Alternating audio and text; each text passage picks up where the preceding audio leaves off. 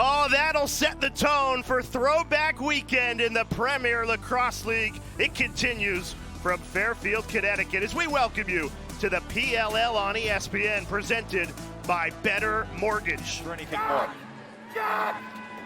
10 seconds on the shot clock. McGovern opens the scoring in his PLL debut. The Connecticut kid, Logan McGovern. He's got a great story too, Paul. This is an amazing moment for Logan McGovern. It's his first game as a pro. He played 4 years for Mike Pressler at Bryant. Mike Pressler retires. He has 2 years of eligibility left because of a COVID year and a redshirt year. He spends those down at Chapel Hill, where he puts up huge numbers for Joe Bresci. This is a fighter. It's a totally skilled player who's been through so much. As a teen, he was diagnosed with cystic fibrosis, a rare genetic disease, and can cause... Underneath him there. Here's Nolting. He's got a lot of power, trying to muscle his way in. Gets by and scores as the shot clock expires. What a goal, Asher Nolting. Not a second to spare, and Nolting delivers to tie it at 1. It's Nolting's brute force, 6'2", north of 200 pounds, going up against Adler, under 6 feet, $180. He's able just to lean in and somehow find a sliver of daylight above Entenmann's shoulder. You can see the double team coming late. Makar tried to provide some support, and Entenmann's kind of tapping his chest like, that's on me, that's on me. Here's Nolting, passing off this time. Marcus Holman beats Entenmann, fires the cannons in front. The most valuable player in the All-Star game a week ago shows why there. It's the Holman-Nolting connection yet again. Holman off ball. You think he's covered. Kobe Smith's right there, but he does not need a lot of space. Catch, fire, finish. Cannons up. He's as gifted a passer as he is a shooter as Costabile cans one on the run to tie it at 2. This is good news for the Atlas to get Costabile going, because the more midfield production the Atlas can get, it takes some pressure off of that record-breaking offensive unit at the attack. Yeah, freeze it right here. This is where the screen is set, is by Miles Jones. He's the one that causes the disruption between the two defenders there. Now that allows Costabile to then turn the corner and bury it. Trade from the Redwoods. Cannons in transition. That's how you do it. Boston back in front. Connor Kirst. Defense to offense. Kirst, big head of steam. Kobe Smith goes for the overhead check, but Kirst is just too big and too strong. You can see him kind of check down, like, wait, do I still have it? I do. And wisely attacks Entenmann. Atlas have got to be prepared for a slide there, and I didn't love the decision by Kobe Smith for the over the head. And off to Costabile. Charges in and scores! Brian Costabile, his second goal, ties it at 3.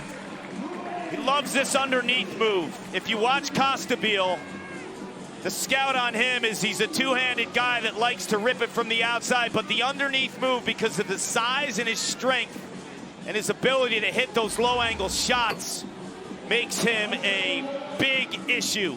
That first step, and then just keeps his angle there. Beautiful placement. Actually uses the turf for a little layer of deception as Kirst goes down. That bounce shot. Trying to pick the right pass. McGovern takes it himself and scores! Wow! This is a debut to remember. Logan McGovern.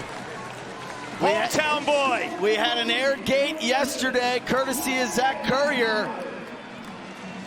And McGovern does his best impersonation, kind of fakes left, backhanded, diving upfield, gets crushed in the process. and still finishes it. What did I tell you in the production meeting today about Logan McGovern? Two-handed, now he scored with both hands. He's slick as can be. It's a lot of fun. Big smile. We're gonna have fun out there. It's easy. I'll let you catch your breath. Thank you. Thank you. Campbell answers for Boston. Matt Campbell, so dangerous on the run. Ties it at 4, an instant answer for Cannons. He's been that instant answer throughout the course of the first half of the season. He leads the PLL in midfield points, and he's a left-handed bull dodger down the alley, and he just snipes that onto the offside of Liam Entenmann. That's taking the check and keeping your pace in terms of your north-south dodging trajectory. And what I love about it is he goes right. Their moms are sisters. How many times did they do that in the backyard? And then Camizio finishes the play with a goal. He had no angle there. Gets the ground ball. And then the assist from Jeff Teat, and we have history. With that, Jeff Teat becomes the PLL single season points record holder. Incredible moment for Jeff Teat, for the league, for this sold-out crowd in Fairfield, Connecticut, to witness greatness. Jeff Teat putting up numbers that no one has done in PLL history, and it's not going to stop at 45. No. It's going to go into the 70s. Good luck chasing this guy. You see him pushing in transition, that little lead pass to Camizio. They trapped Marcus Holman on defense. You can see you've got to take away Teat. This is a beautiful finish by Camizio. A sliver of space. Yes. He's above a short Kurt's stick shoulder. D-midi, sneaking it in Instant there. answer. Right after an Atlas goal, they found one. And they get one here. Beautiful goal, barred down, Alex Vardaro.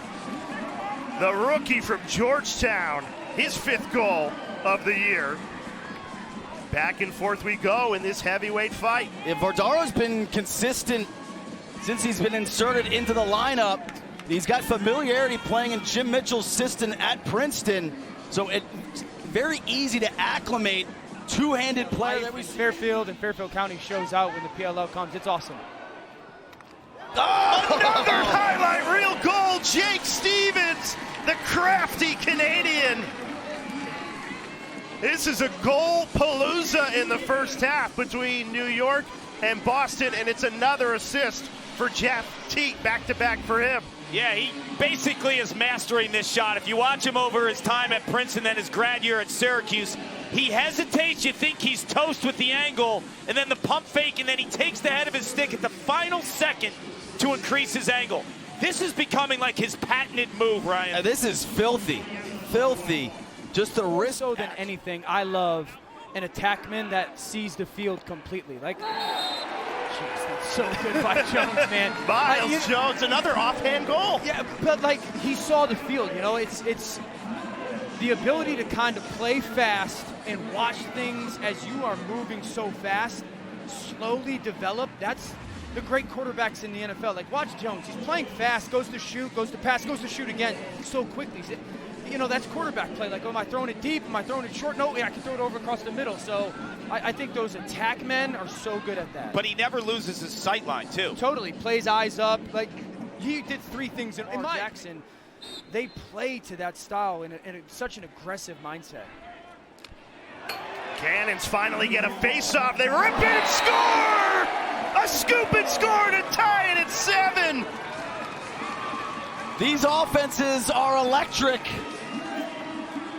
Ethan Rawl, I mean, he's a ground ball machine. He's usually a disruptor, cause turnover kind of guy.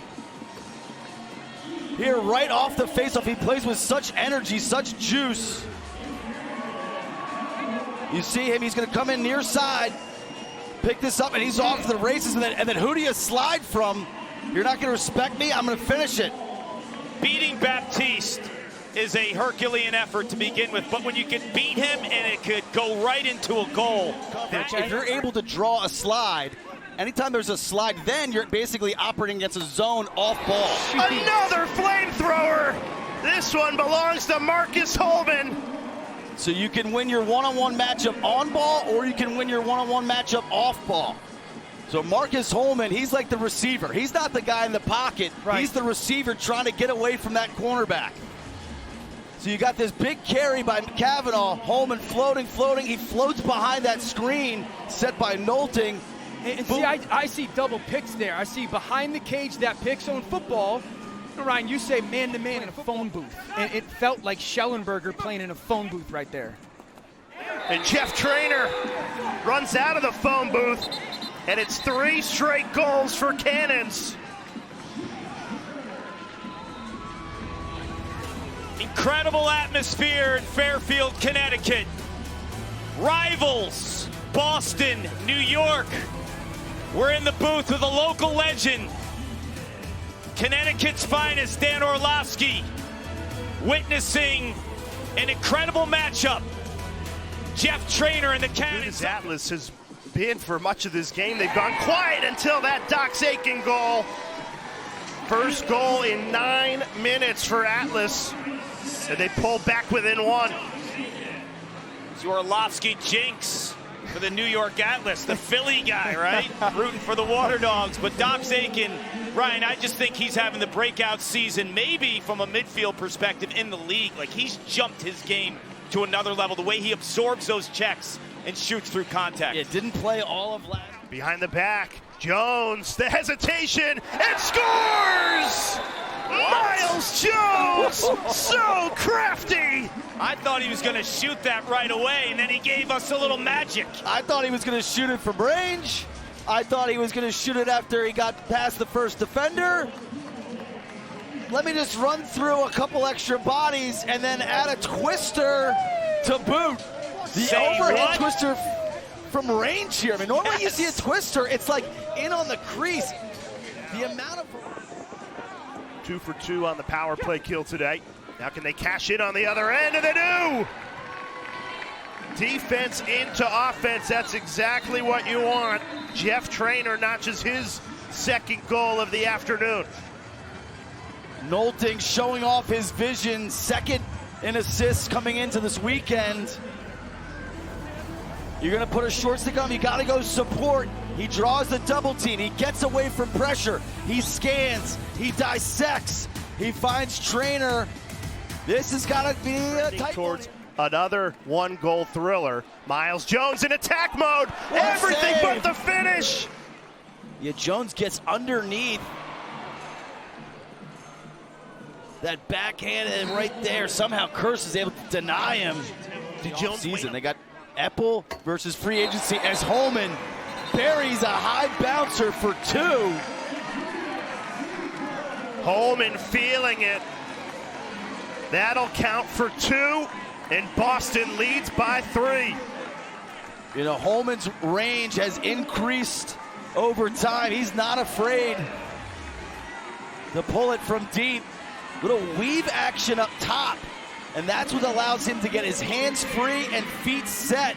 Campbell that passes, and then Holman goes over the top. That weave action sets up this 2-point attempt. Marcus, it's Kark up in the booth. Why Turf is, with the amount of reps to get that trajectory. Another 2! And this time, it's Connor Kirst from deep. Back-to-back 2s for Boston, and they are breaking it open in this third quarter. Coming into the weekend, the Cannons had 11 2-pointers, which was first in the league. Second place was roughly half of that at 6. They buried 5 in 1 game. They love to fire from deep, Kark. He's upset. Liam Entenmann is upset. He feels like he should have had that one. His stick was on it, but here's the deal. Schellenberger and Aiken, can they come alive here with an extra man? Costabile tries a bouncer wide. That shot right there just answers the whole question. How do you time a bounce shot? You saw Holman's right underneath the top crossbar. Great feed from Costabile to the doorstep. Dixon, the finish. And New York cashes in on the power play. There's some life here. New York's not going away.